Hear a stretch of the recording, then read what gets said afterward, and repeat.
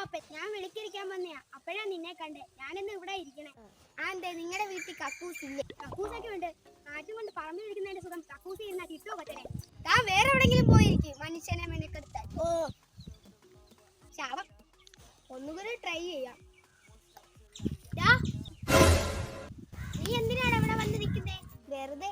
നിങ്ങളാരാ? ഞാൻ പൊന്നപ്പൻ ആശാരി. കാതലുള്ള മരം നോക്കി ഇറങ്ങിയതാ. നിന്റെ കയ്യിൽ എന്താ? ഒന്നുമില്ല ചേട്ടാ. അല്ല എന്തോ ഉണ്ട്. വല്ല കഞ്ചാവ് വല്ലതും ആണോ?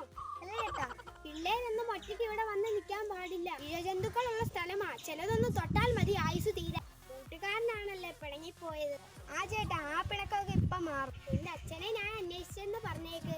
ഇവിടെ ഇന്ന് കറങ്ങാതെ വേഗം വീട്ടിൽ പോകുമോനെ. നീ എന്തായാലും ഇവിടെ നിൽക്കുന്നത് നല്ലതല്ല. എന്തായാലും വീട്ടിൽ റൂമിൽ പോയി കഥ അടച്ചും ചെയ്യാം. അതാ ഭാര്യ ശല്യപ്പെട്ടു.